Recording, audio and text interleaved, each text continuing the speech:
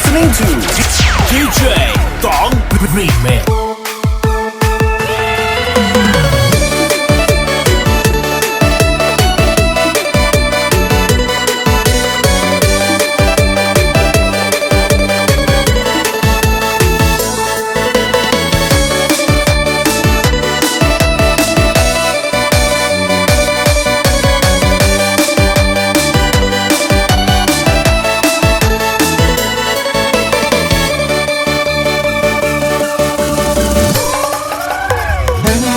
กับเขา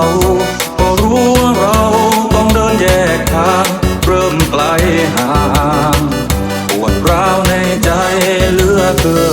นรักที่ฉันให้ไปหมดทั้งใจให้เธอทั้งดวงน้ำตาร่วงเมื่อเธอเปลี่ยนใจไปรักเขาอยากให้เราจบกันด้วยดีไม่ต้องมีอะไรหมางใจกันหากว่าเธอจะไปจากฉันไม่จำเป็นจะต้องแต่ตัว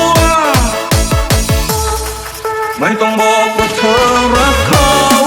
ไม่ต้องบอกว่าเราไม่คู่กันไม่ต้องมาพูดจาแบบนั้นคำว่าฉันดีเกินไป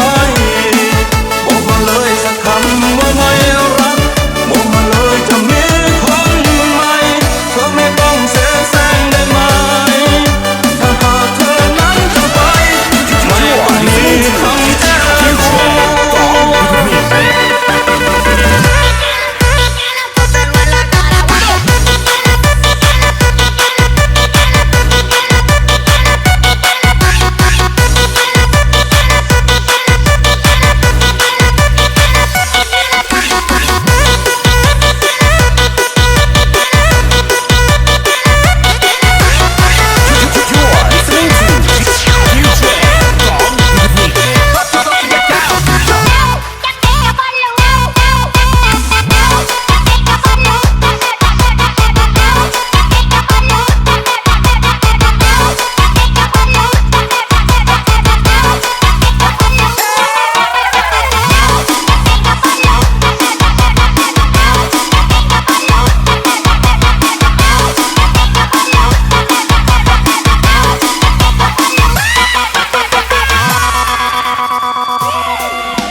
ฉันเจ็บเจียนตาย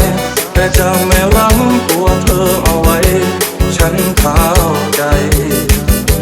ขอร้องไปก็ป่วยกายอยากให้เราจบกันด้วยดี